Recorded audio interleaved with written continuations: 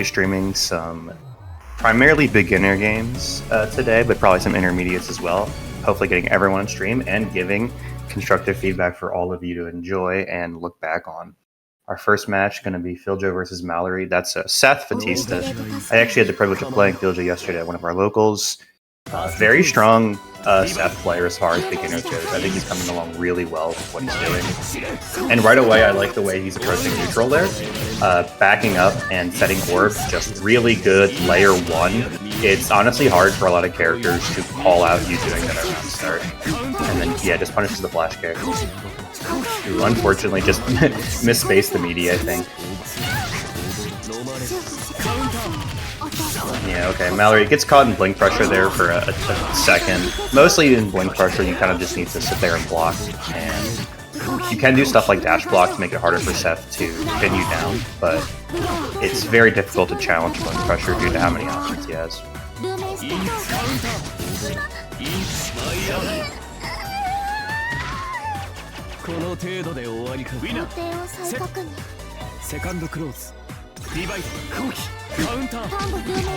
Okay.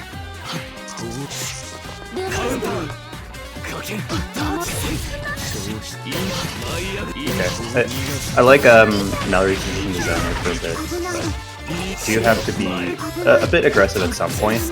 Ultimately, despite the fact that Vatista is a sort of dedicated zoner, she is someone who primarily wants to be running pressure in your face using gems and the threat of drill, stuff like that. As well as just how good her like assault or jump JC is. Okay. Good job avoiding the orbs, but yeah, it just gets caught in blink pressure again.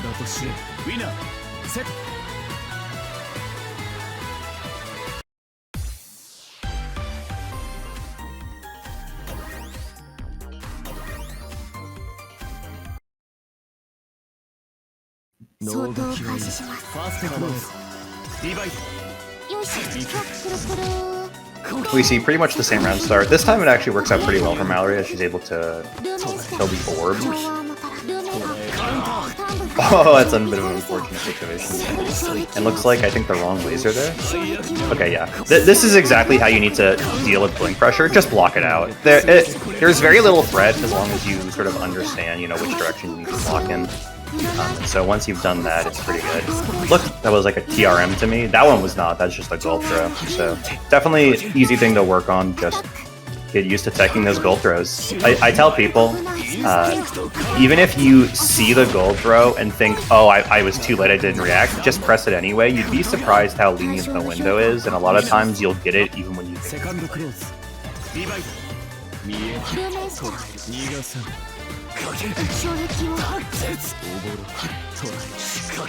Okay, I like the decision to back off there too. Realize that Mayuri has sort of just been blocking up the blink pressure now and starting to adjust. A bit too quick on the flash kick. Just because the spacing that Seth was at, there wasn't really anything you could do that would result in getting hit. Okay, misses the orb set, not a big deal.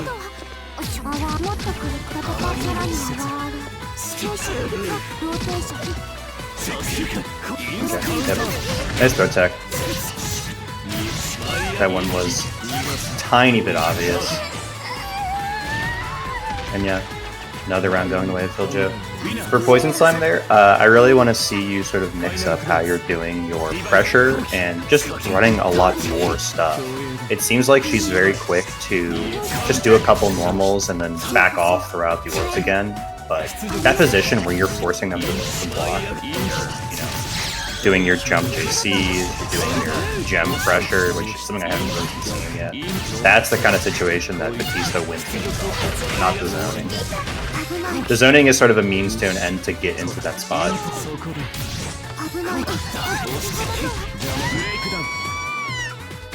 Cool. Pretty clean win for Filjo. Like I said, I think he's a very strong player as far as the beginner side of things goes, so I do expect him to do pretty well in these sorts of matches. And for Poison Slime, was able to get around, did some nice stuff, and I like the way that she approached neutral for the most part. Just needs to sort of be more almost like vicious on the offense, and use the situations that you do get to run a lot of, up close pressure, threaten to mix your opponent, threaten to strike throw them, and just throwing out a lot of frame traps. Looking at what other Vatistas do, you can pretty quickly see the sorts of sequences they'll run for pressure, and that'll give you a good idea of things to practice. Obviously, you should always be practicing combos in the lab, but I also recommend that people practice their pressure sequences. So just setting the dummy to block, and maybe set them to like random blocks. You can practice hit confirming off that, or set it to the reversal with a pretty large frame gap. That way you can see, when your gaps are a bit too large. But going into the next match, we have Tholz versus Deyvonn or Rachel. Rachel been someone who's picked up Yuzu in UNI2 and actually is working with great easy player Rurik. They're doing a little sort of collab YouTube Twitch series called How to Train a Yuzu. So if you want to see great content for learning the game and learning Yuzu specifically, definitely check that out on Rurik's and Rachel's Twitch and YouTube channels.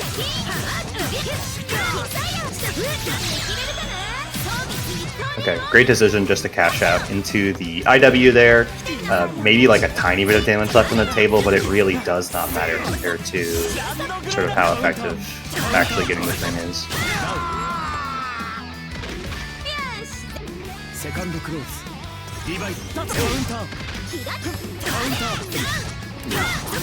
Bit quick to mash there. I think in situations like that, it's pretty clear that Yuzu is the one with frame advantage, and so you kind of just gotta hold block.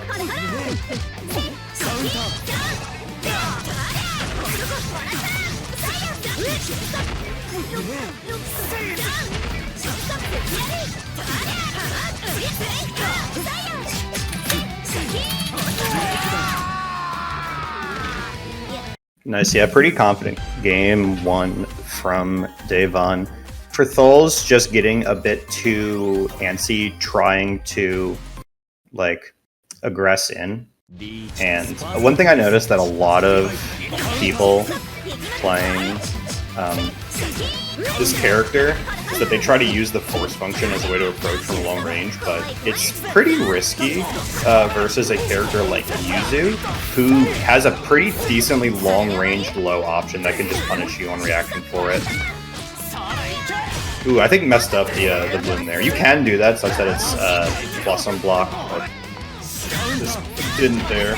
And there's a good example we see of why it can be a bit dangerous to go for force function at far distances. Okay, nice run-up throw. Tries to go for the hard combo. Yeah, in environments like these, I always tell people you should do the combos that you can complete.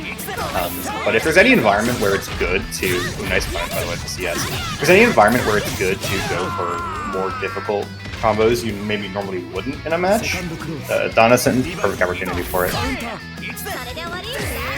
Okay, that's a move you can combo off of.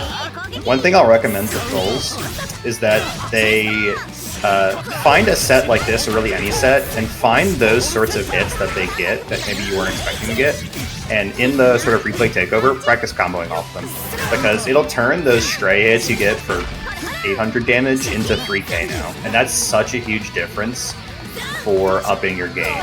A core skill in Uni is, like, anyone can confirm when they get like the run-up 5A hit, sure, that's easy, but confirming off weird hits like that is what really makes top players. I like the way Rachel's running pressure here, but whiffs at 2FF. Tholz not quite able to take full advantage of it, unfortunately, but I had the right idea for sure. And then, okay, you could have cashed out to win there with 226C. I'm sure Rachel's aware of that. Oh wow, it's a funny little whiff punish to the big cannon box. And yeah, I like that pressure. Just the little like 5A, sort of 5B jabs with Tsurugi is very strong. I think Rachel got a bit too antsy there on punishing the DP, and so got like an awkward air hit she wasn't expecting, and that's why. And ooh, the overhead. This actually might give Tholz a chance, but good old 2A mash. Truly a student of Rurik.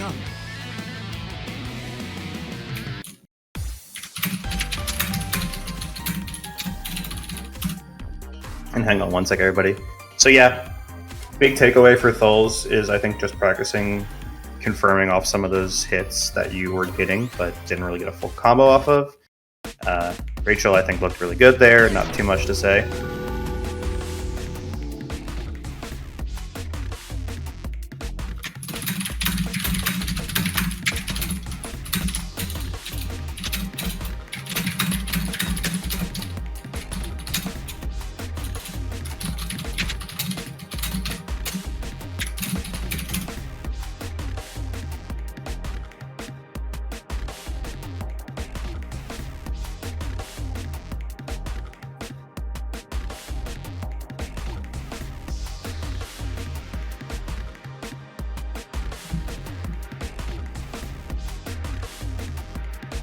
Cool. We got a quiet little down moment. We're going to be pulling an intermediate match next.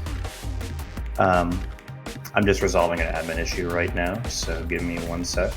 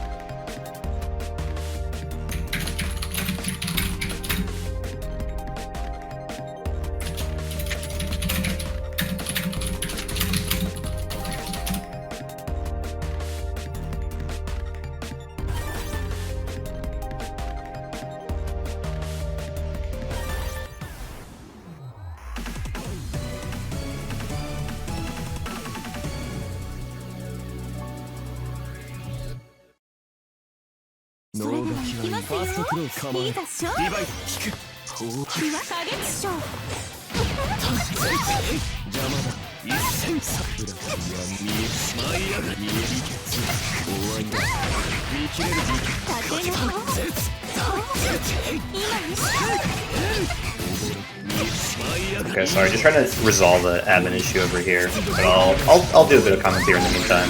We got Frank versus Sela. Sela, player's been grinding out Uni, love to see it. Doing really good set pressure here in the corner.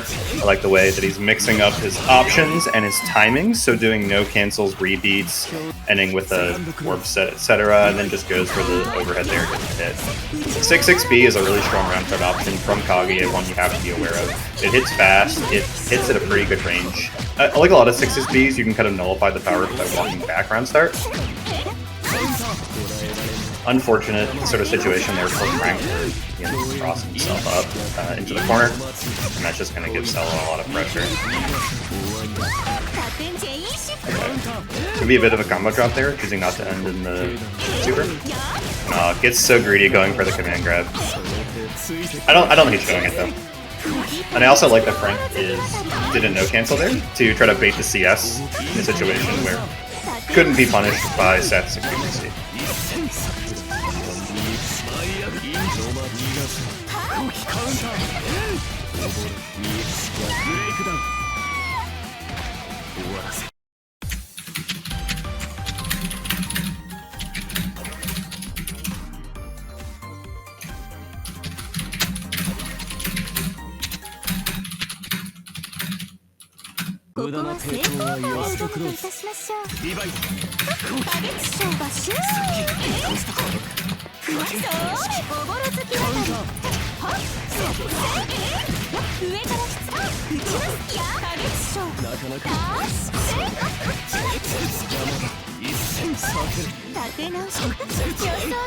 Nice shot not getting hit by the cross up there.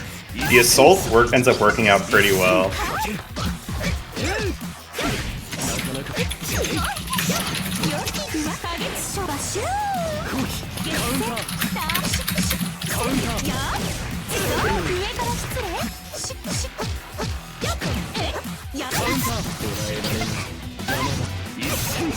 Yeah, Assault's a good option to try to challenge there or refresher because 2C is a really commonly used match option by Kaguya. It's one of her best buttons. Goes for the Assault JA. Assault JA again. First one wasn't enough to kill, the second one was. I like it. It's kind of cheeky, and of course if they stand block, you lose the round, but it's pretty risky to stand block there, especially with how good some of Kaguya's lows are at that range. Yep. Great way to deal with Seth pressure there. When you see the blinks, I mentioned this in an earlier set, but you can kind of just block it out. There isn't too much threat behind it. And gets caught mashing on the 2A staggers. Ooh, yeah. Gotta be very careful about challenging there, just because with both CS and 100 meter, the Kaguya player is very incentivized to cancel.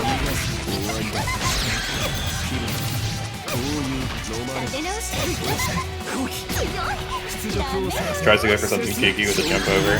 And yeah, good timing on the CS. So though misses the orb set, just unfortunate cut player. Frank caught mashing, and I think that's going to be around.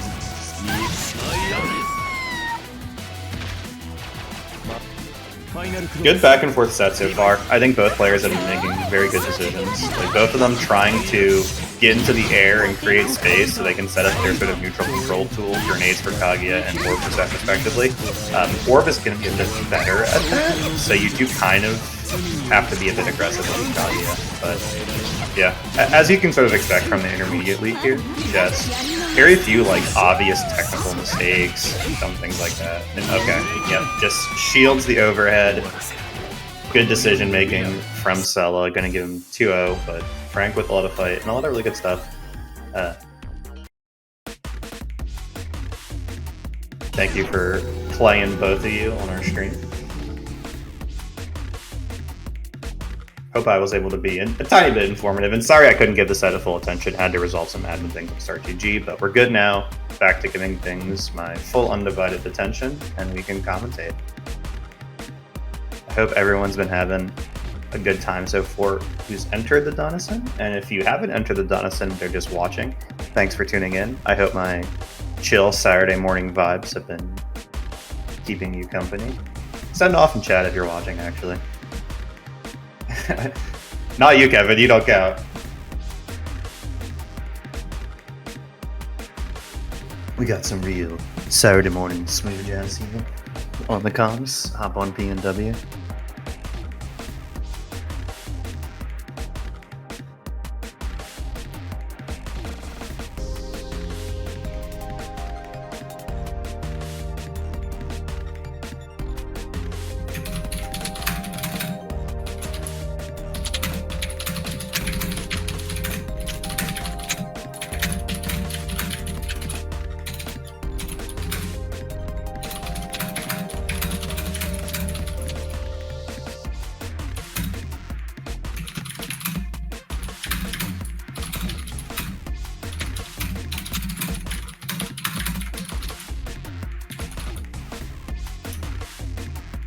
Oh, hey, Hyde. How's it going?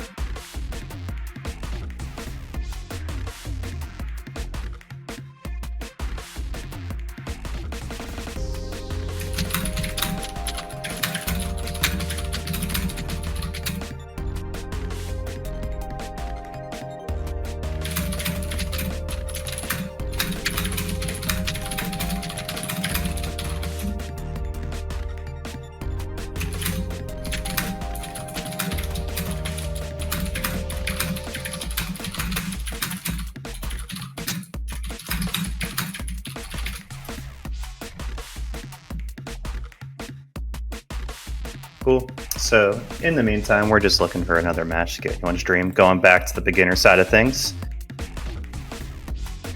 Do you want to grab Slimegirl and JGFrey? I think Kama's already on it, actually. Thank you. Everyone give a shout out to our beautiful admin, Kevin Kama.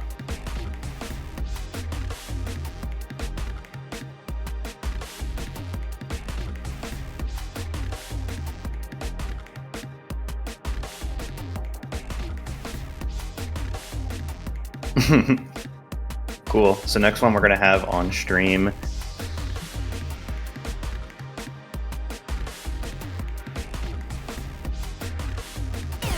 is going to be Slimegirl versus JGFrey. So Slimegirl. On the Orie, I'm actually not 100% sure who JGFrey is, but I've seen Slimegirl play a decent amount. Known sword woman enjoyer, also plays Catalina in Grand Blue. I think that's the main game I associate her with.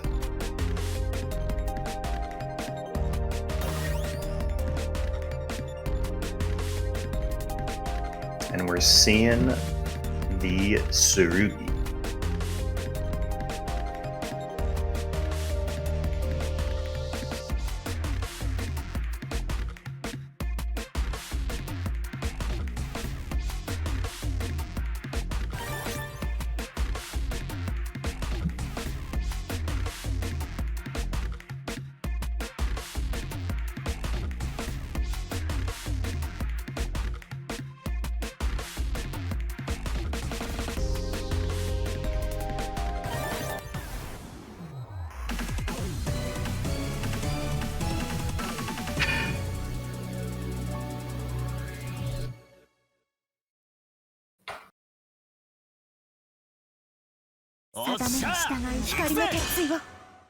Cool. So I don't... These are unfortunately two characters I'm a bit less familiar with than maybe average. Tsurugi just because he's new, or you don't see her as much, but I do see some stuff. JGFrey, good match right there. Slimegirl went for the overhead. I think the overhead, especially to the beginner sort of bracket, extremely effective.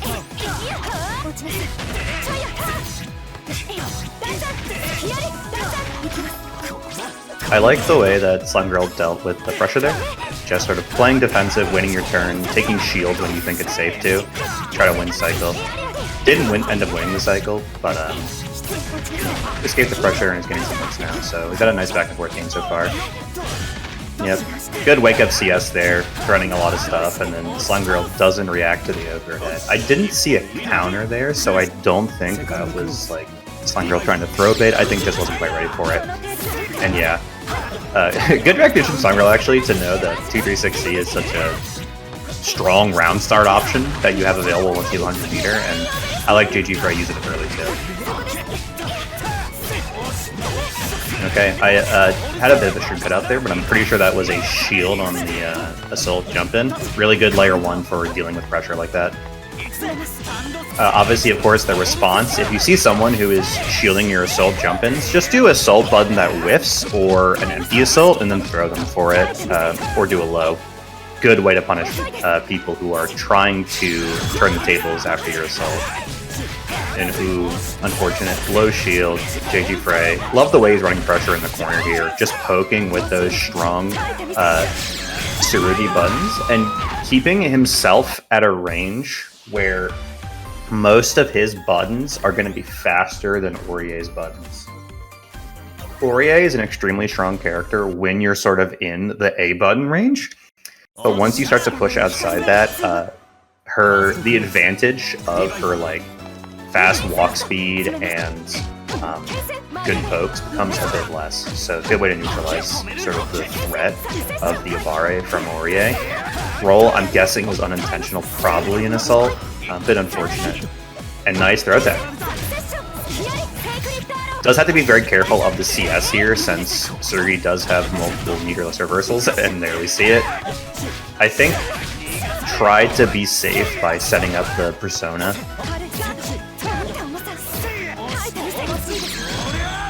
Good blocks.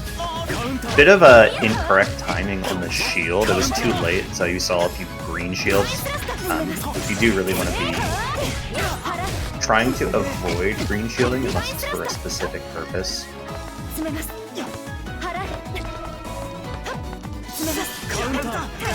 Okay, good recognition with the throw too. Yeah, that move it's not safe to throws or lows. So this should close out the round, assuming no drops, and yep. JGFrey looking good with the conversions. We're gonna see another 2-3-60 round start. Okay, doesn't go for it this time. Slimegirl correct on the read. And gets a full combo with a good bit of damage. Invalid combo at the end there didn't matter too much. Then just catches JGFrey trying to be a bit aggressive on defense. There's that standing overhead from Tsurugi. Very powerful thing you have to watch out for.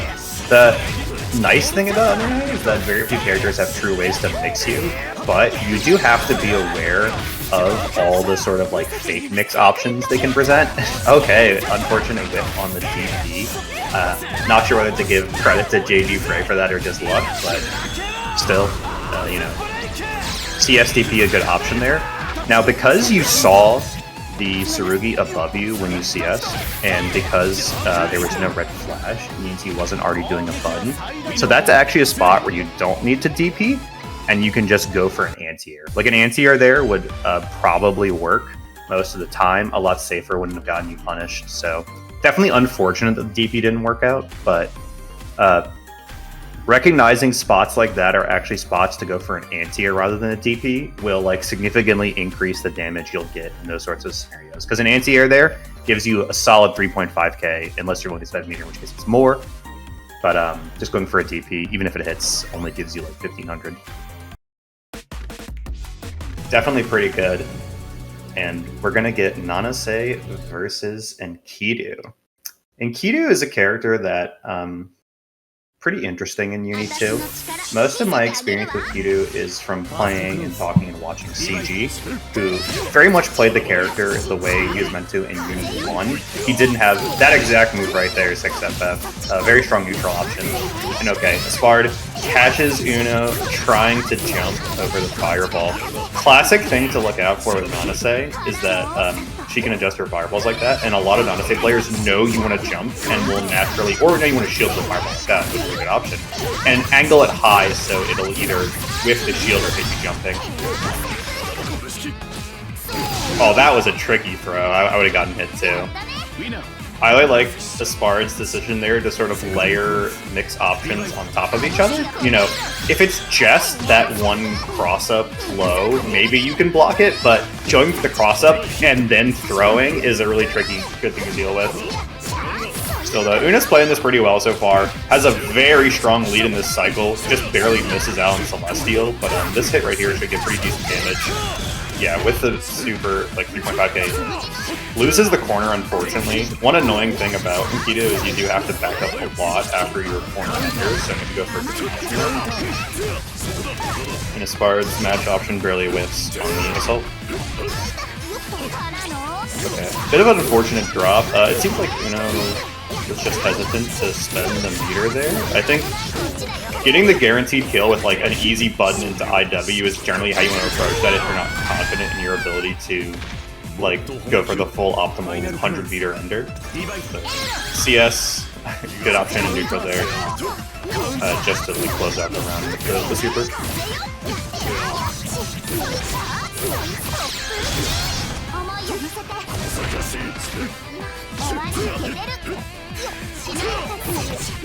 Ooh, really good air movement from Espard there. That's exactly how you want to sort of approach someone who is throwing out a lot of folks aggressively. You do have to be careful. Enkidu has an incredibly strong anti-air option that can cover like basically all the space above him highly effectively. So, but it works out that well for Espard that time. I think for the most part, Uno's done a good job of like dealing with the various mix options that Nanase can represent. Only thing is just a bit quick to mash in a lot of these scenarios, and I think that's what's ultimately getting them punished. Which, speaking of punish fault, I'm at Punish Uno on Twitter. There you go, you're welcome. Classic Nanase round start, jump back fireball. Unfortunately, too early on the throw, so it's a goal throw, easy tech for Uno, but Uno got like a big greedy trying to go for run-up throw on the +8 and gets punished for it. Tries to shield the air jump in, gets grid growth thrown, and then doesn't respect the fireball afterwards, so another pretty strong start for Uno, or for Espard. Okay, we're seeing Uno go for the same sort of tech timings in a lot of these throw scenarios. So I would love to see stuff like run up assault there or 6-6C when you have like meter or CS to back it up as a way to punish those throw timings. Like you've shown your like throw timings as Espard, and Uno has in turn shown and sort of been conditioned to throw tech there because, well, they've been right like every time pretty much. So being able to take advantage of that and recognize what options they're going for and punish them for it is sort of how you take your pressure to the next level. Yeah, big Havoc starter here. Please spend the meter. Thank you. Yep, I agree with spending 200 there. That was like right on the border where you're not sure if 100 will kill, and it's better to be sure and get the round win in a close round like that than it is to like save the 100 meter, potentially lose. Okay, yeah, good shield on the jump in. I don't think that was an assault jump in, or if it was like a FF cancelled one, so I don't think it had like the typical assault jump in duration or frame data change, but enough that was able to get the hit. And yeah, I think you need to go for one of the other like EX enders there to maintain corner. So just a small red optimization.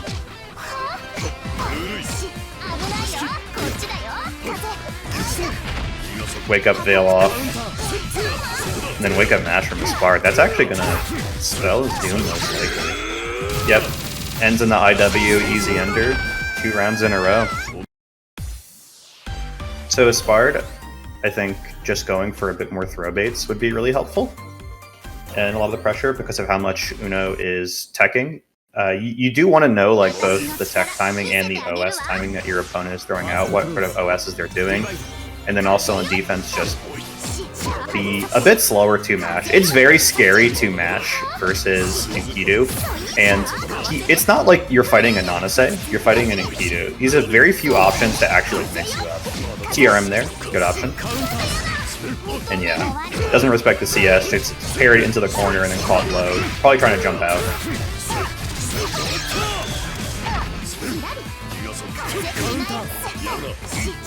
I like the idea to try to challenge in the air, but the fireball was unfortunately a bit too early to stop that. Just full run up throw, teched, and then patience from Uno. Playing for cycle pretty hard. The T-Rum might deny it, but not quite. And then veils off. I don't think you need to veil off there because you have cycle, you have throw parry. But veil off ends up working. Good recognition that you can do that super there.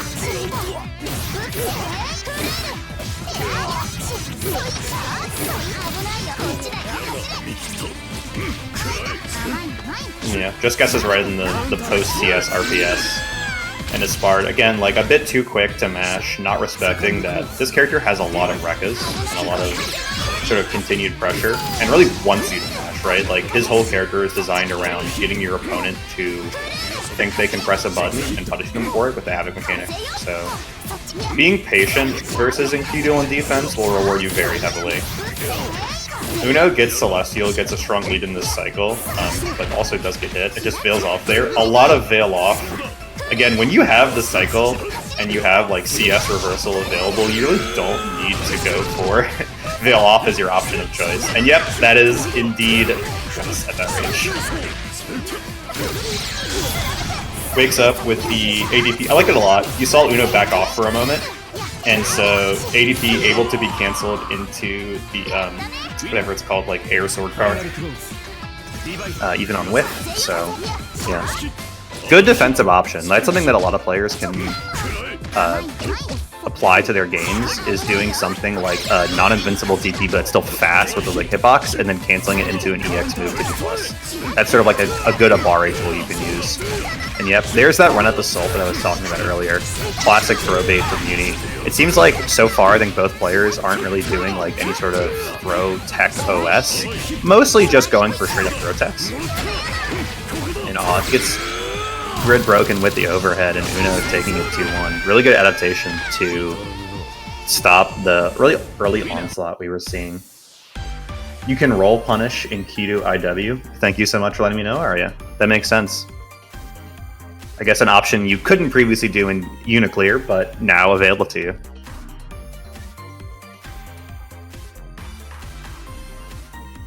And yeah, everyone, I'm doing solo comms today, so if there's anything you feel like is worth mentioning with regards to these games, whether it could be some advice I've given that's incorrect or just something like that, where it's like, hey, you can roll punish this instead of just blocking and taking the plus frames, please leave it in the Twitch chat. I'm looking at it and I always love to see the input.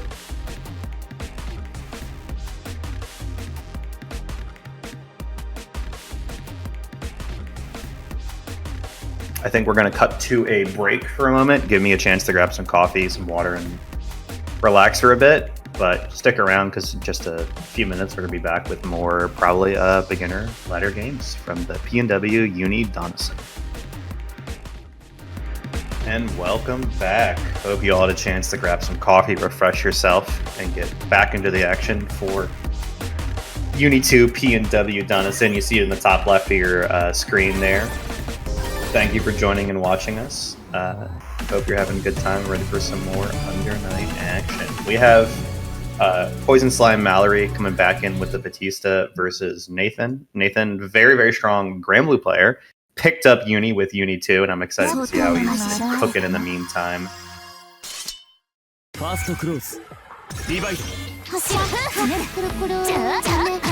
Both players taken to the sky very early. Classic, I guess, thing that both these characters are trying to do. Sorry for the stream cutting in and everybody.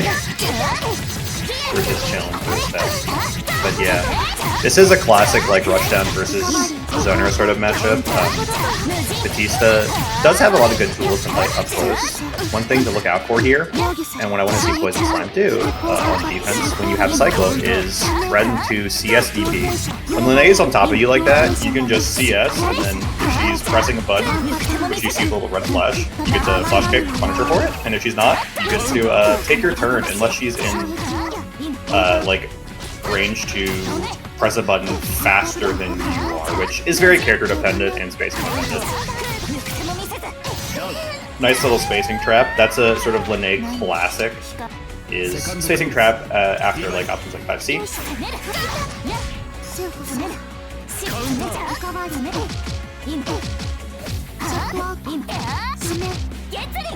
Unfortunate DP. Definitely, that's a situation where you should take the full combo rather than throwing them into the corner. Aside from the fact that you actually can do side switch combos, the difference in damage is huge. I would only go for the throw there if it was like the difference between me winning and losing. Nice cash shot with the IW, and just goes for the concentrate. Get a tiny bit more grid, and then does the Uni classic unreactable overhead, assault JA, CS, way to turn that, you know, barely even plus on hit option into a full combo. And Coco emerging victorious in our first game. Really, really good Linne pressure. I like the way he was mixing up his offensive timings, a lot of no cancels, and a lot of just rebeats and spacing traps, which is exactly how you want to run Linne pressure, especially versus a character like Vatista.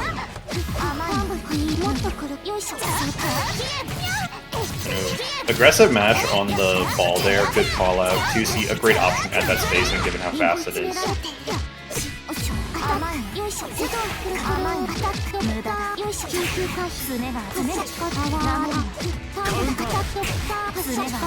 Okay, quick little 3-hit combo.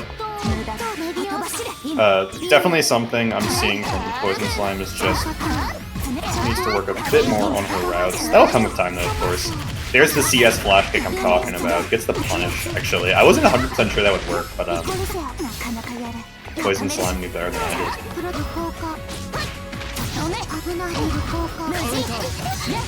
Looks like they were trying to CS there, I think. That's why we saw the green shields. And oh, it gets caught by the last hit. You have to keep blocking high that entire time. Remember, there's no way she can do a low after due to how like punishable that is on block.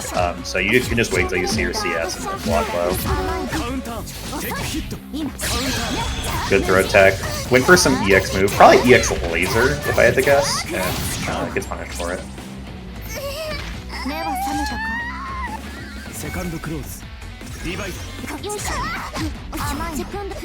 Another round start roll. Not working out too great.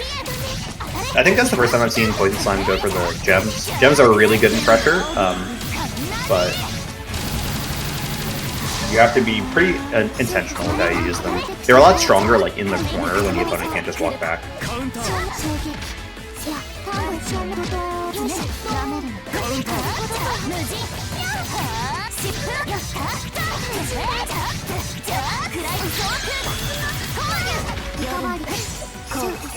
And ooh, tried to jump air shield, got hit with just a 5A.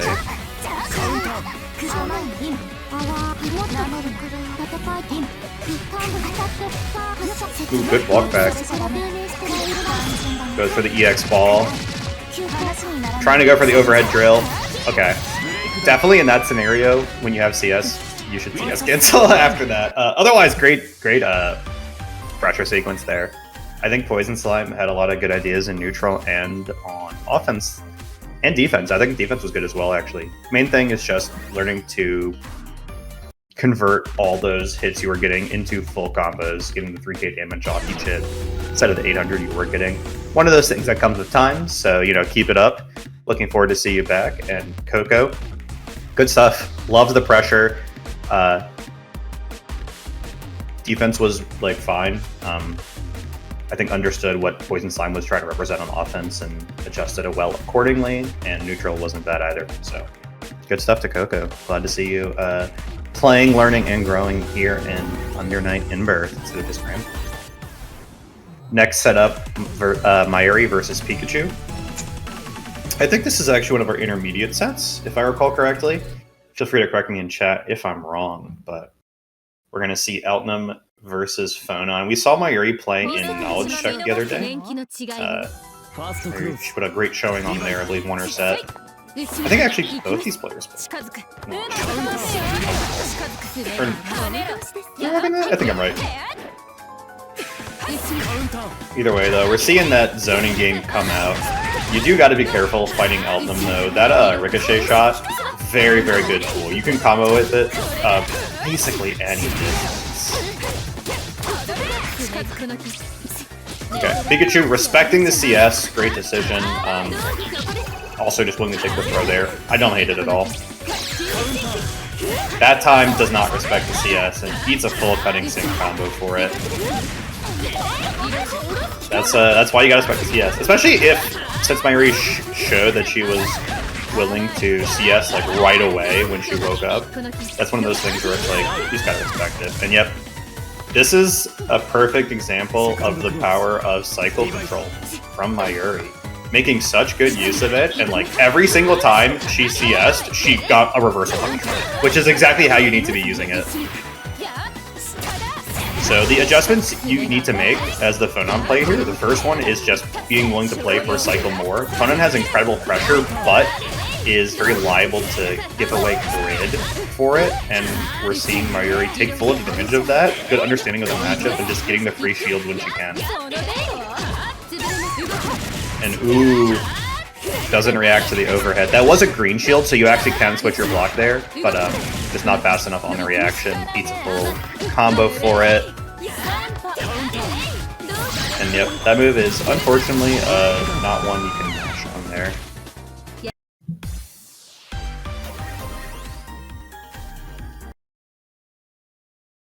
So yeah, great stuff from Mayuri. For Pikachu, you just gotta play for cycle more. So much of that, especially that first round in game 1, was lost because you lost the cycle.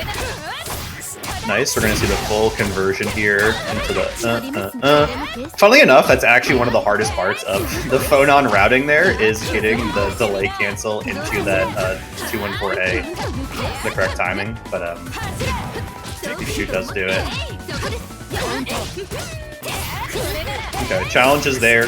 When the Eltnum player doesn't have meter, she obviously can't do EX cutting sync. So while she does have a reversal that she can use in PvP, it's way less effective. Good blocks on the overhead. Good job just playing for cycle, but gives away a lot of grid there. When you see your opponent green shielding like that, you actually want to be doing like no cancels, because then their green shield will whiff.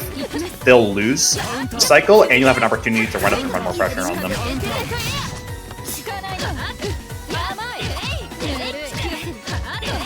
Good offense, respecting the plus frames.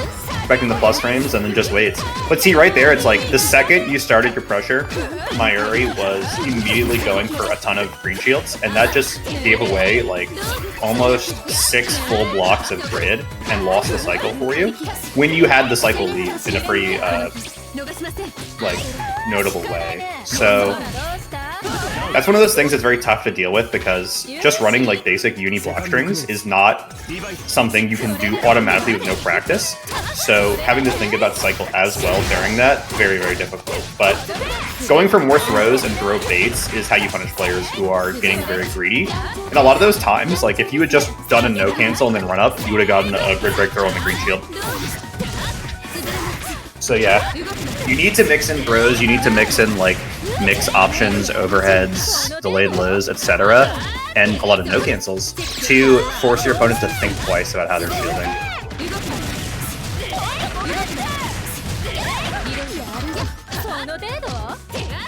Mayuri just running really good stagger pressure here. Keeping the plus frames going. Eltnum has a lot of tools for plus frames, but does get greedy. And I like the reaction to mash when you saw the run-up. That's a really classic mash point that's very effective. Good job respecting CS, and also I like that you went with the side switch combo. Didn't quite get the full conversion, but if that's what you want to do. And nice. Gets the final closeout. Pikachu getting game 2 back. I love to see it. Great adjustment. Just playing neutral really well that round. Understanding Eltnum's ranges where she's threatening. Gets the opening with 3C. I like the concentrate. If you just shield a couple times in that pressure sequence, you'd be winning cycle instead of losing it here. Okay. I like the run-up, like, low crush option as a throw bait. I think Mayuri's been representing, like, run-up throw, so definitely something I would be going for there as well, but Pikachu doesn't bite. And yeah, that's one of the situations you actually don't quite want to CS yet. You want to wait till you have the 100 meter to CS at that sort of range, or just don't bother CSing. Okay, just a bit unfortunate drop there. Usually dropping is not a big deal for Eltnum because you're still usually plus on their face, but if you drop it, like, right before you go for the reload, you're left with very few bullets, but now you're able to make it work, get the reload in. I like Pikachu's patience. Ooh, gets caught on the low there. You gotta keep blocking low.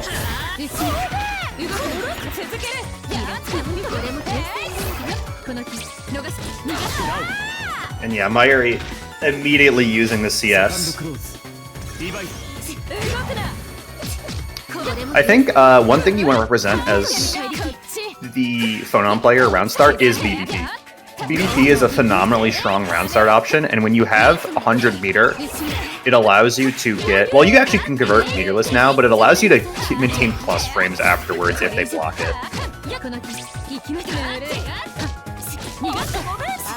Okay, good pressure into the throw, and then that air command grab. Gonna barely win Mayuri this cycle. Oh, but gets grid broken! That's very unfortunate. Cannot be stand shielding unless you see the 6FF come out, because Phonon has a lot of long range lows like 2C and 3C. Anti-air, nice. Goes for the install for more plus frames, but goes for a gold throw. Yeah, it's actually one of the downsides of the install making all your specials insanely plus is it's very hard to represent throws just because you're so plus all the time. One of the things you can do as the defensive player against Phonon when she goes for that install is just sit there and block. And oh my goodness, not to close out. I was so convinced that route was like gonna be enough. But playing the zoning game and gets the DDP for the round. Going to the final round, this has been a really fun set to watch. And I like how both players have adjusted. Mayuri hitting the overhead, but it doesn't get the combo. Good mash out from Pikachu. One of the hardest things to like adjust to in Under Night, I think, is how you deal with scramble situations after little drops like that. CS, BDP, and that gives Mayuri a turn. She's looking converted into a hit. And you can see Pikachu is trying desperately to jump out, blocks, but doesn't, obviously you can't block a throw. and Mayuri. I think here, I was gonna say, that combo looks kind of sketch. At that much life, what I'd recommend is literally just chain veil off. You have 200 meter, and you have the chain veil off. You just ABC, and then do any super into ABC again, and you do like an easy 4K that is kind of undroppable. And oh my goodness, that's not gonna work. Oh, good conversion too. Great route stabilization with the IC air button. And oh my goodness, again, blocks the DT though. Wow. What a set. That was really fun to watch. Both players fighting hard and doing a lot of cool stuff. That was an awesome set, yeah. I was gonna say, as Phonon there, especially with CS, you can threaten to do like Assault JA to close out the round. But just recognizes that Mayuri was probably gonna go for a reversal there. Pikachu saying that was for you, Arya. Hell yeah. Arya was in chat earlier, so goated behavior truly. Hopping back to the beginner ladder here.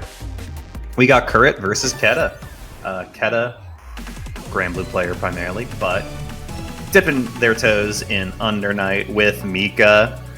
Mika, a fun character to watch. Yeah, these are two awesome players, just cool people, so I'm excited to see them fight it out. Quetta's been in secret practicing that Mika. Gets caught from the round start option though. This is another classic like rushdown versus zoner matchup. When you see the 6FF there, as a defender, you want to just stand shield, get the free grid. That kind of like gave away cycle, and then of course, fully lost it with the grid break. That command grab is designed specifically to punish green shields, and Quetta using it exactly the way it's intended, so I love to see it. Gets the hit. Nice conversion too. Full EX Ender. Threatens the overhead to bait the stand shield and just goes for a low. Great understanding of Under Night. I love to see it. That's that BDP round start I was talking about in our last set. You can convert that mirrorless or metered, so just a tiny bit of a drop, but I like the Curret's understanding what like the strong options you should be going for at round start is. Ooh, 6-6C can actually get the hit. I usually don't see that button used in neutral, because it's pretty slow start. Nice full combo into the DP Ender. Yeah, nice recognition from Quetta. Again, gotta be very careful green shielding Mika. That is what she wants you to do so she can get those command grabs, and it's so much damage, it's a grid break. And Quetta, I think, was trying to go for Assault JB, that really fast overhead that you can cancel with CS to get the full combo, but I think either used the wrong aerial or misspaced it. I didn't quite get to see. Both players on low life. Ooh, that move is projectile involved, but doesn't get the punish. He will get the, or punish the match afterwards. Cool stuff from both players. For Quetta, I think just being fairly more aggressive. Like, Quetta's willing to back off a good bit once they sort of got the hit started, but Mika's a character where she wants to be pretty much continually in your face, and fortunately we have Akimi here as a very strong Mika player, one of the best in the US to watch, and you can see all the crazy mix-ups and setups and stuff she does. Okay, Curret, good recognition that you can just air shield that JAA and gets the full punish. Stand shield, sorry.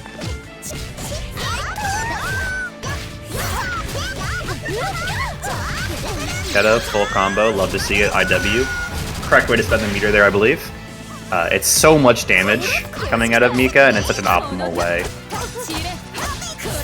Good punish though. Curret can close this round out, but he will have to go for the IW.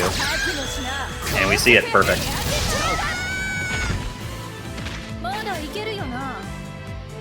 So Curret getting around on the board.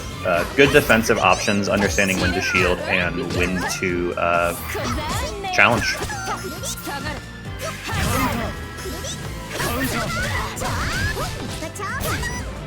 Nice confirm. It's always weird to confirm awkward like air to airs like that. I remember back at Uniclear there was like a fun challenge someone on Twitter did that I participated in, which was just trying to like max damage off a JA air to air.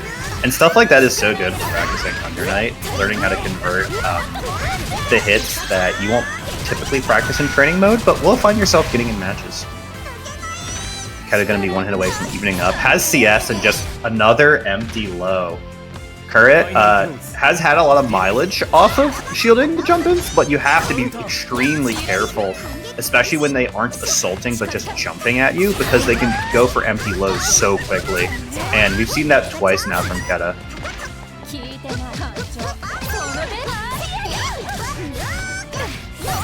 Good chase down. Curret wasn't confident in his mash and sort of gets punished for it. And ooh, wake up pressing a button or trying to jump back maybe. Okay, good mash out. Curret has a good opportunity here. 200 meter and sizable cycle lead CS already on deck. You can get one hit, and just even it up. And oh no, tried to react to the command grab, but it doesn't work out.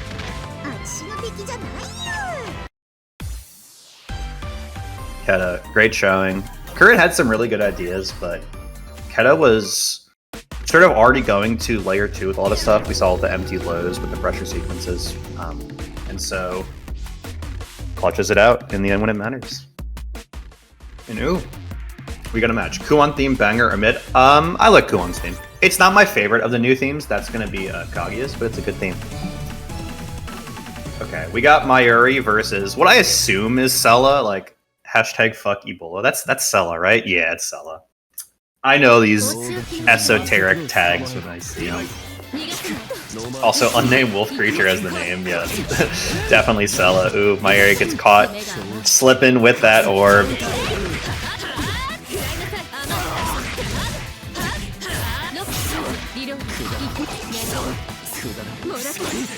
And oh, yeah.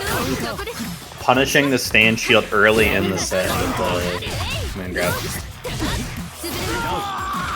And very clean round from Mayuri. I guess could have CS there to get a bit more meter, but and hits like that, I'm always a bit awkward. There are points in your combos where it's like very obvious you can just CS for free meter in that sort of scenario, but don't CS for meter if it's gonna like risk you messing up something. Keep it simple. That's the KISS way, keep it simple, stupid, etc.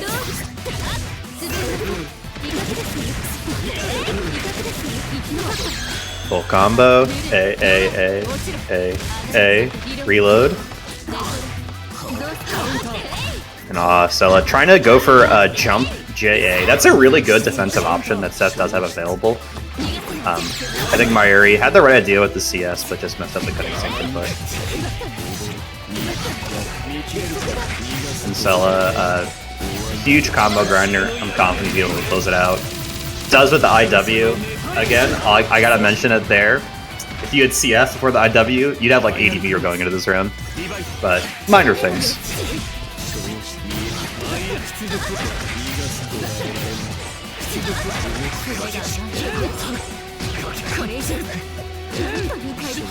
Good start from Sela. Mayuri showing a lot of patience, and then runs under. That was a really sick run under. I actually love that option. Oh, tries to go back out of the command grab. That was a scenario you could have optimized by going for an anti-air since you saw that it was an assault, but just go for the DP is pretty nice and simple. Good response to the ping pressure. Managed to avoid it with just dash blocking during it, and gets a full combo for it. Not gonna be able to close out the round though, we'll need one more hit. A throw is not gonna do it either, but just barely. Okay. I was gonna say, I like Mayuri playing patient, wanting to wait till 100 meters so you can CS cutting sync, but unfortunately, a bit too focused on that sort of thing and gets caught not blocking the overhead. So, just a full punish. Sela closing out that close round. Every set I've seen from Mayuri has been awesome so far, so really enjoying that. Wow, dude, yes! Okay, I love, you know, disrespecting your opponent, but you do gotta go for like a different option there, otherwise you're just gonna do something like that. Jump, air throw, be playing guilty gear here. Oh, too early on the throw. Doesn't wait out the throw protection correctly. And Sela with the mash there, knowing that that spacing is probably not a plus that kick.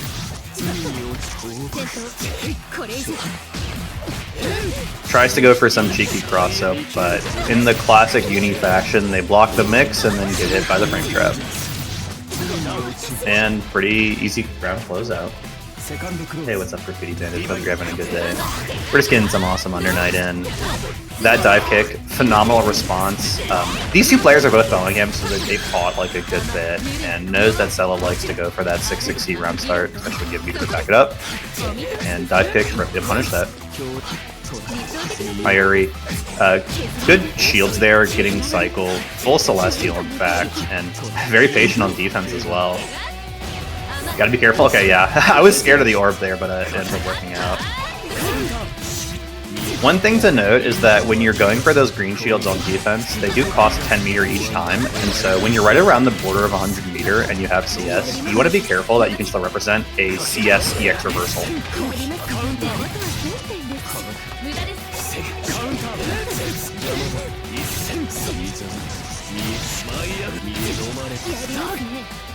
Bit of a combo drop, but does it in such a way where the orb's still out, so it's not a big deal. Throw bait. It doesn't get the full combo after, unfortunately. And yeah, Mayuri's been patient, so just punches that with the actual throw, bait the reversal, and clean up. Sela 2-0. This matchup is very good for Kuon. I agree, Ash. I like it, actually. Kuon has a lot of great tools, like with wheel and such, that can make the typical game plan annoying for Hyde, and also that's a really strong option. Roll down start against that is very good. Yeah, there's other ways you can punish it too that are like a bit less committal. Like you can do, I think neutral jump. Ah, yes.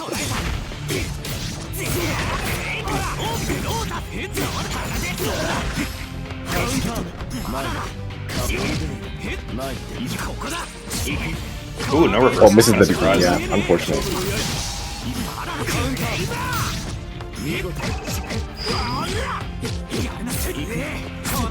Deyvonn just should be a punish anytime you see it. You should be able to on reaction, shield the last hit, and almost all of them are either throw punishable or A-button punishable. I actually didn't know that. Interesting. I know there are some that are like totally safe, like Mika's, for example.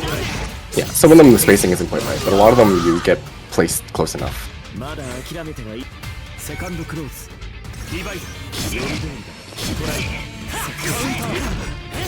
Generally, I find Seer Enter in pressure usually only happens as like a misinput. Yeah. People usually aren't actually trying to do it on purpose. So it can be a little bit hard to be ready for that kind of thing.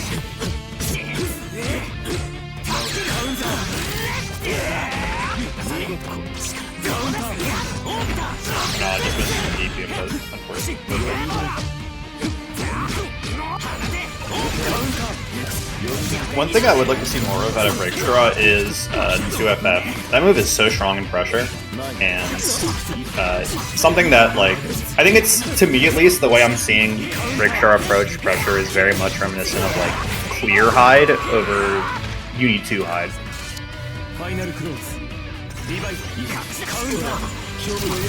Yep, that's the risk of roll there. I think it's worth it to even show that option though, because then it gets them to be, your opponent has to start rotating their options as well, so yeah, absolutely. It's still good if you get thrown. The other nice thing that you can actually do with Kuon, though it's pretty tough, is if you just do 236A and don't autopilot the follow-up, you can be safe to roll. The 236A versus roll around start is actually -4 exactly, so it's just barely safe except versus like what's it called? Welcome to grab.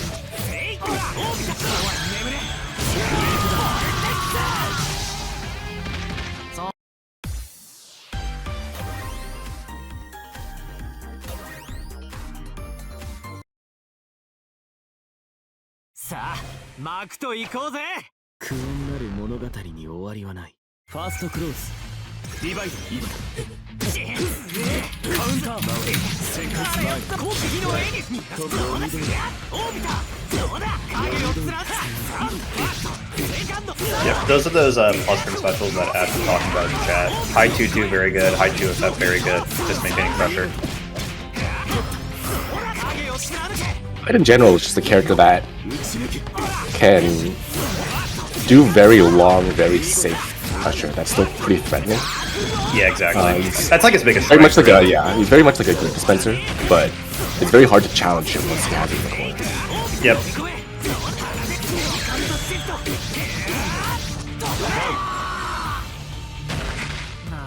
Oh, Ash actually says he meant 2-2 in neutral versus Kuon as a way to contest pass wheel. Well, the show's roll again on ground set. I'd like to see some more dash blocks. Yeah. Now that layer's been shown. Or maybe even like something like Rockstar 660 or like 2-2. Rockstar 660 is very powerful even though it loses to the 2-6A. Yeah, you just have to make sure that your opponent knows that you have ways to play around that so that you can unlock those options for Rockstar. Yep.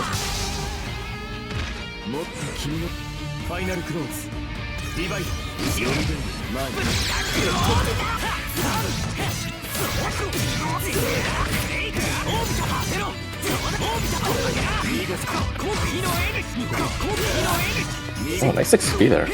Yeah.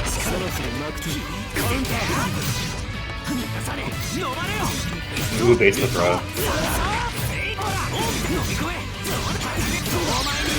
Yeah, I was gonna say, this should be like kill. High damage, very good, very consistent. Yeah. Especially in this version, high damage, Hyde probably has one of the highest average damages in cast. Yeah, absolutely.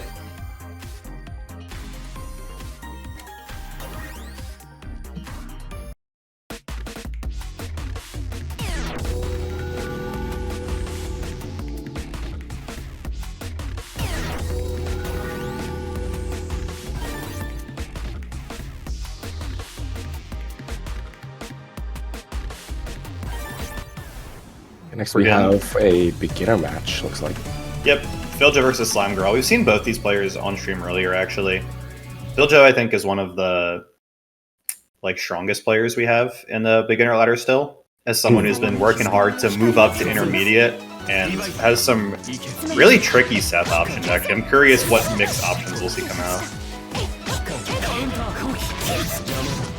Slimegirl doesn't respect the orb. You gotta be really careful when the orb's out, especially when it's behind you. You can't easily kill it. When Seth sets orb and you know the orb is approaching, if you're pressing a button a lot of time, you'll want to reboot immediately so that you don't get your recovery clipped by it. Otherwise, if you put Seth into a throw situation, you can also remove the orb even if he takes it. Yeah. Even if it's like a yellow, even if it's like a gold throw or something like that. So that can be an option if you just don't want to deal with the orb. Just make them happen to save from getting refilled down.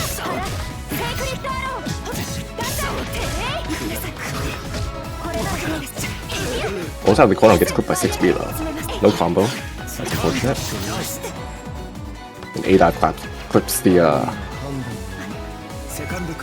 looks like a walk back push button there.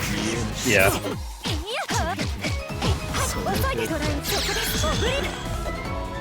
No confirm on the 5A hit. Yeah, Slimegirl, a bit too quick to press. When that orb is about to activate, you gotta be real careful.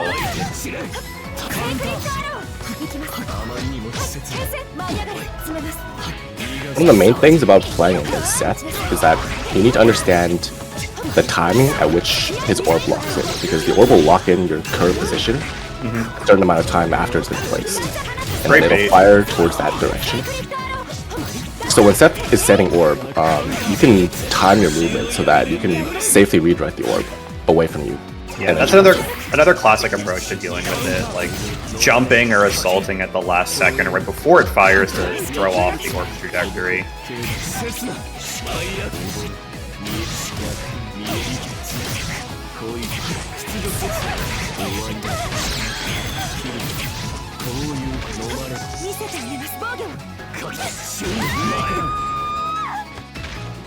Nice throw. I did like that Slimegirl was, or that Philjo was respecting the CS as an option and just plays patient. There's an orb covering you anyways, so you don't have to do too much to still apply pressure.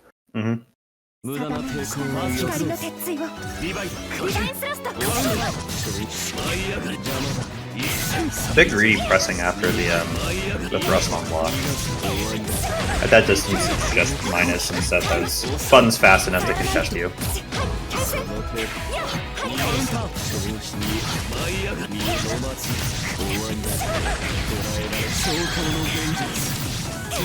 Another thing to note there for Slimegirl is in that last sequence, after you tech with Bro, you had a decent grid lead, but by attacking into Filjo's shield multiple times, that actually gave away CS, and that's a big potential turning point in the set.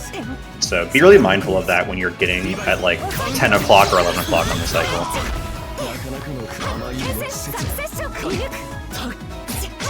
Yeah, that's definitely something you'll see in higher level unities. You'll see players just immediately stop their offense at times and just do nothing and wait, because they know if they do anything, they risk losing the cycle. Yeah. And you'll see other players exploiting that and then pressing when sometimes it would make no sense to press, because they know their opponent doesn't want to give away the cycle, so they're doing nothing.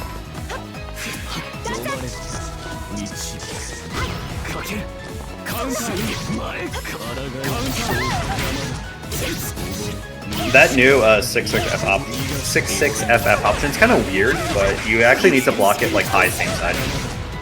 Yeah, it doesn't actually cost up. You can block it high either way because of cost of protection. The main thing is just that you need to be able to block it high. Yeah.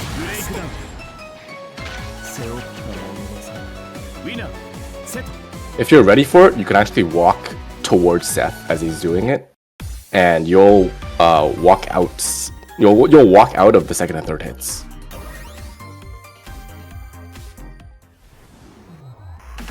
Oh, Tsurugi Mika, okay.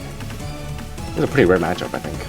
Yeah, Mika in general is just a super rare character, but we actually are blessed to have two in the PNW, or cursed with how you look at it.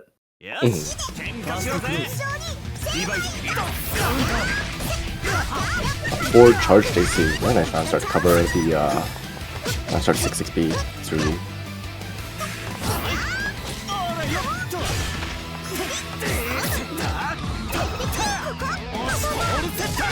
Both of these characters can be extremely scary to Green Shield. Oh, absolutely, yeah. Both Tsurugi and Mika have techable command grabs on specials that are designed specifically to blow up your opponent for doing bad Green Shields. Yep.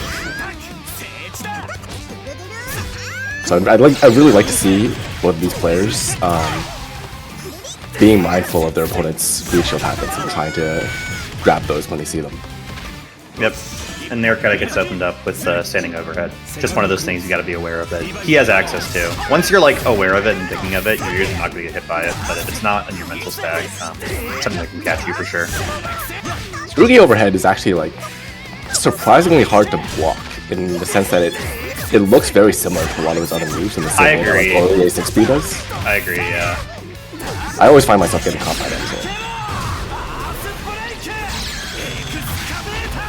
Because there's some characters who have like a standing overhead that's like it's very telegraphed compared to all the other moves. Like for example, Akatsuki, where he doesn't have any other move where he just like has a big karate chop animation over his head.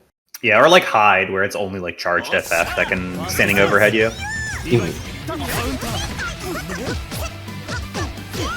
Starts my answer with diagonal Mika missile, which also would have probably covered 6 speed. So I'm liking these line start options a lot. Yeah, Keta clearly is aware of like the kind of ranges or the angles that Tsurugi wants to hit at. Nice wake up low to beat the FF. Yep.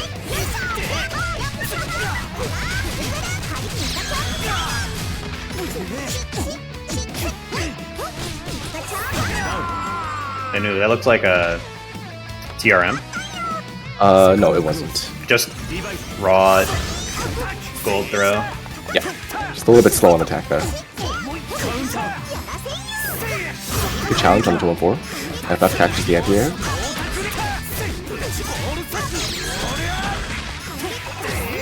Yeah, how good is FF as an option versus like jump ins? Tsurugi FF? Yeah. You can't really low them from the air, so it's actually quite strong. If you can do it early enough, at least. Yeah, yeah.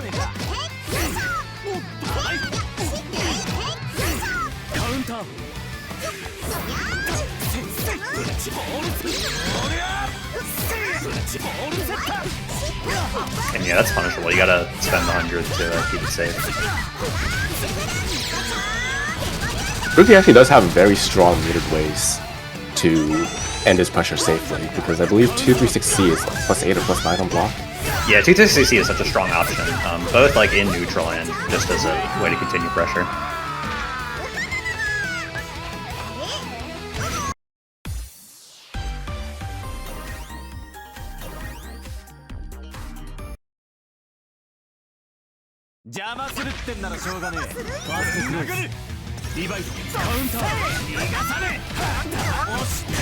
Okay, that time quetta does not guess correct on round start. I like the persistence from Tholz here, actually. Having 6-6B lose at round start multiple times and still going, yeah, I'm still gonna do it. You're gonna mix it up, but I'm not. Yeah. Having it work out. There's a funny thing Tabby told me once when the same sort of thing happened where like I punished the round start option 3 times in a row, and the 4th time I adapted, and she just did the same thing and said afterwards, like, I had faith that you'd be the better player first. There's that command grab to punish shield that we were talking about earlier. Yep. And yeah, it gives you so much damage, my goodness.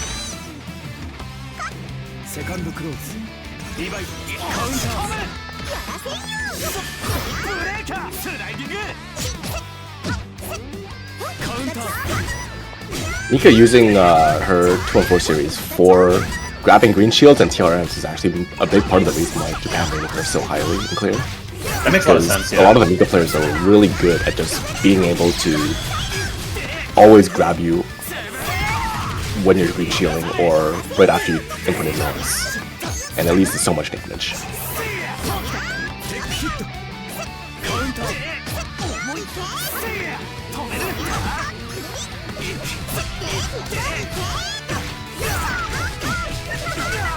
This should be it. Yeah. With the EX. There we go. Nice. Yeah.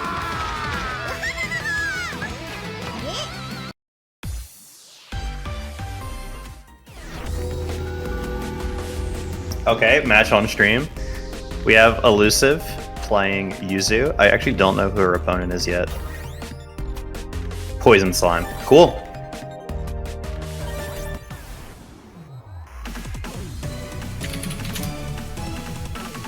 The main thing I know about this matchup is the thing that CJ, Drunk Speaker, always tells me, is that sometimes he'll just randomly start doing a back JC in neutral.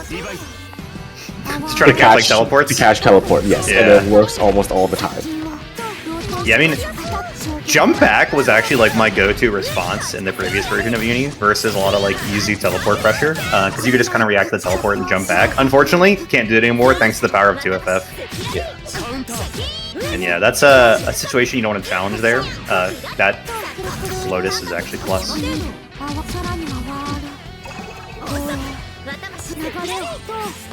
Oh, mixed the flash kick whip. That was really nice. Yuzu is a character that can actually be really difficult to know what to do against when you see her having a red mist. Because her being in stance and just walking in stance automatically creates red mist. So between that and then Lotus having like a really deceptive, fast-moving hurt box, it can be really weird to know whether or not you can actually reverse or use roll with that. Yeah.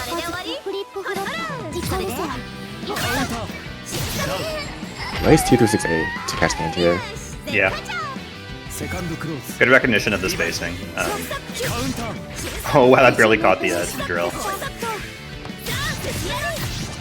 I like the way Ellusiv is jumping over those orbs and able to like still challenge with stance pressure after.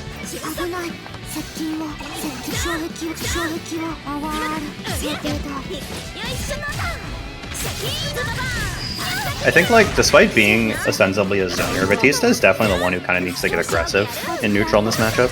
Yeah, definitely. That's usually how it is with other types of zoner characters into Yuzu. A lot of the time, they're the one that has to go in. Because Yuzu is just so good at controlling space, full screen, and also is so mobile. Yeah, unfortunate. I'm pretty sure that IW is actually a misinput.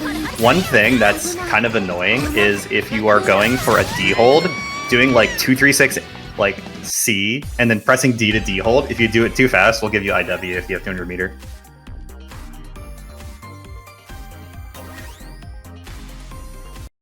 So I think in those scenarios, just remembering to like C-hold. The D-hold is nice now that they buffed it, so you don't get the like D-hold proration anymore. But obviously it brings a risk when you have 200 meter accidentally inputting IW. And I like the concentrate from Poison Slime to bait Ellusiv to come in. That's definitely something that you'll see a lot once you get to higher levels of play in Uni, but it's pretty rare to see at the beginner level, just because a lot of the time they're not quite aware of how they should be handling Cycle quite yet. Yeah, I mean that's kind of like the default way you can approach a lot of matchups versus a character like Yuzu, is just playing for grid. She has a much harder time than most characters at doing things like punishing green shields or just like generally winning cycle if she's sort of autopiloting her zoning and pressure. Oh, into flash kick! Oh my god.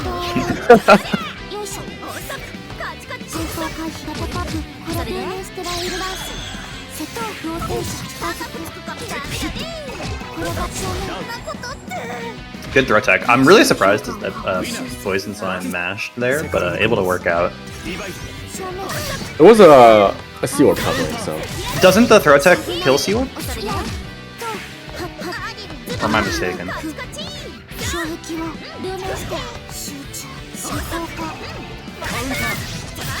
actually don't know the situation anymore. Anyways. Yeah. Nice 660. Yeah. It's a very strong button. Especially against people that want to up back against Vatista, it's really good at catching up back.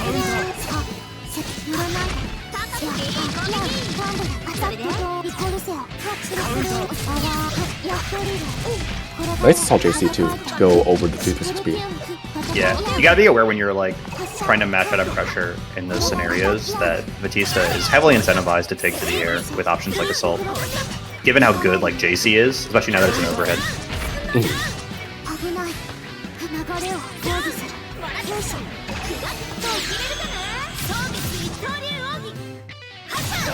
Another probable misinput IW, but it actually works out.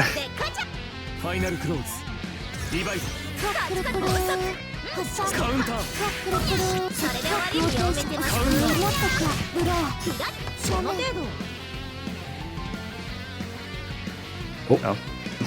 Getting a bit of lag here, unfortunately. Okay, we're back. We're good.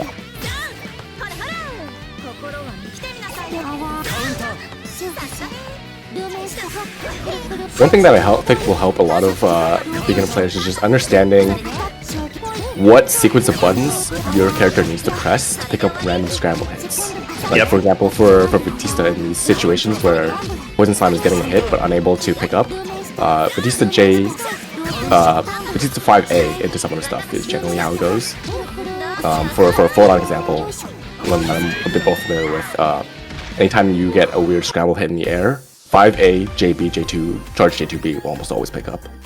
Yeah, that's like the classic route stabilization. Yeah, being able to know how to stabilize into any kind of combo into a knockdown off of random straight hits is really important to learn. Yuzu can be kind of tricky, given like the huge variety of ranges you get your hits at.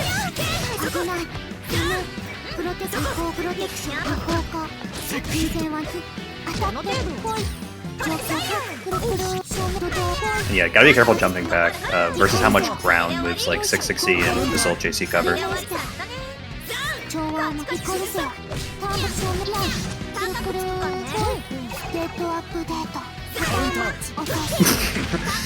Nice win on the flash game. Well, once again there, that probably could have been picked up. Yeah.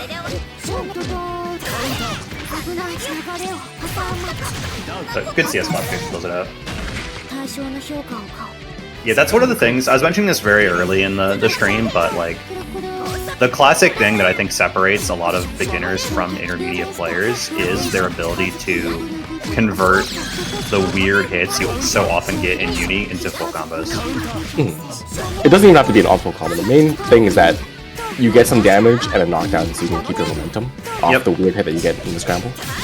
Like if you're a new player, you don't have to worry about hitting like your bombo off of every hit. Just make sure you get a good knockdown and you can keep your offense going. Yeah, I mean, I think like most players, even some really like incredible top players, they all started out just doing like, I don't know, like whatever like 3-4 mission trial there was in Unis for all their routes. Yeah, I did one. I had 2 combos for like the first year or so of playing this game. So I had my autopilot combo and then I had my DP punish combo. That's all you really need for a very long time. Yeah. I did the same when I was first learning the game as like Byakuya and then Hilda. I know Rorik did the same with his Yuzu. I'm not super familiar with this matchup, but just on paper, I think Tsurugi seems to have like pretty decent ways of dealing with what Seth wants to be doing in neutral. Yeah. I think a lot of it's going to be like how you can chase down Seth, stop him from really setting orbs. But Tsurugi definitely. Nice pickup off the weird 2A air hit. Good wake up 3-cad.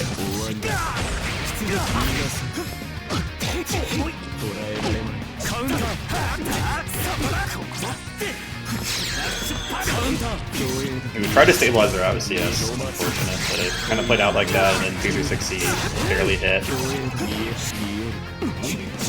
It really did hit. Fortunately, the orb gravity making that throw whiff. Yeah, that's a tool that I'm still not fully used to, like, from Seth.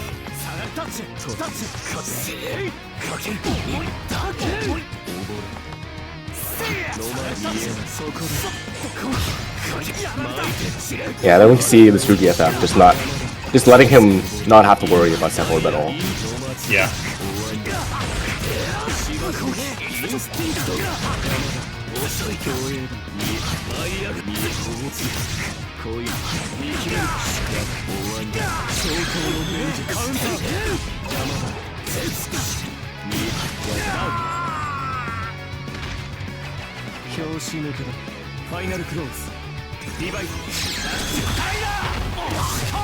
And that's that really strong metered round start that Tsurugi can do in round 2 and 3. The 2-3-6C. Very hard to deal with for most characters. Extremely plus on block. One nice thing you can do when you have 100 meter back, like as Seth, is you can actually just react to the Super Flash and 63C to punish, but of course that requires you to not be doing anything round start, so still already like a strong option if you're forced to block.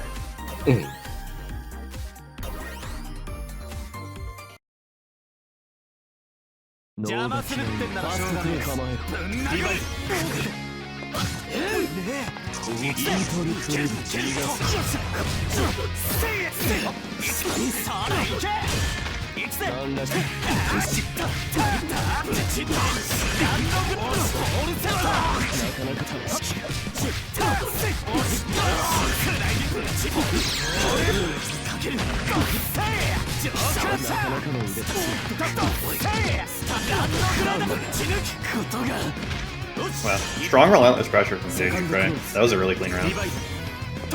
Just not giving Tholz any time to breathe. That's definitely how you want to be approaching the matchup.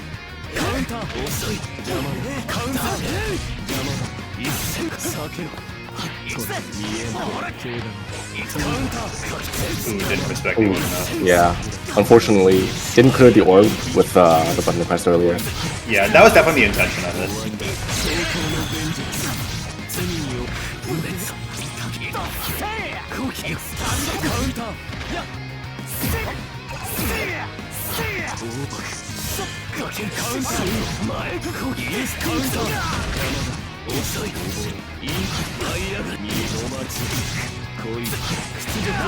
I really like that dash up throw, Joe. Saying that if you're gonna just stand there and hold that dash and wait for my orb, I'm just gonna up and throw you.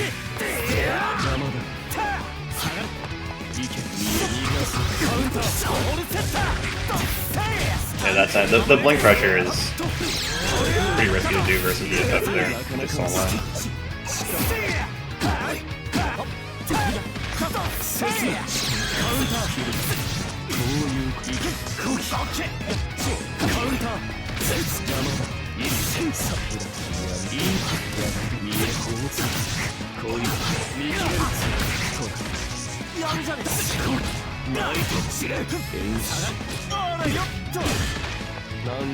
I think Phil Joe actually just did a miss input there. It looked like I saw the charge of the charge orb.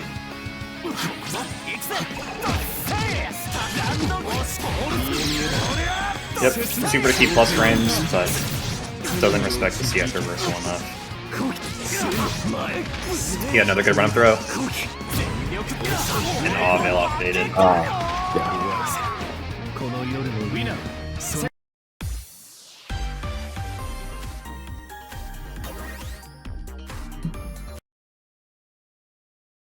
命が惜しければ邪魔をする。リバイ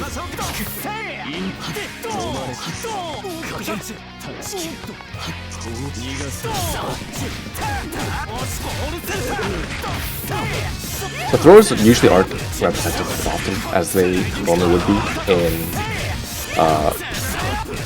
beginner matches like this.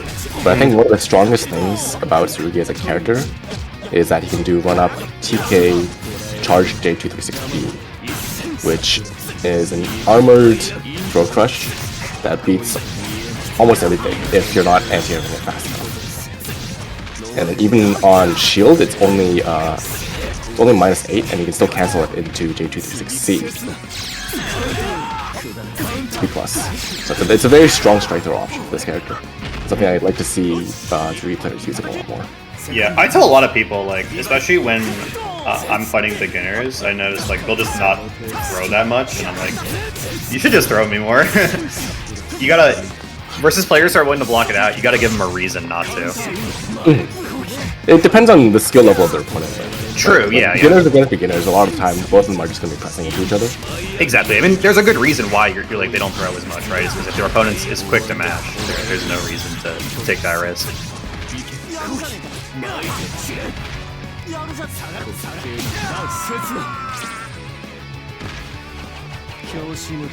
And yeah, there's a spot where you can just react to the command throw. Careful with those bag dashes.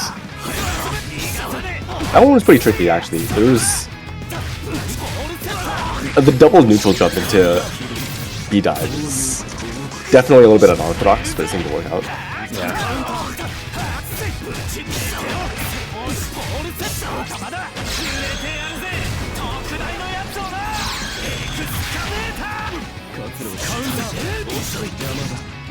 Does the wake up low mash, beats the FF. But not able to stop it there. Unfortunately, doesn't respect the follow-up enough. Probably dash block there. Yeah, yeah. Better option. Once you see you're outside the range where you can't really stop it from going into one of the follow-ups, you kind of just gotta hold it.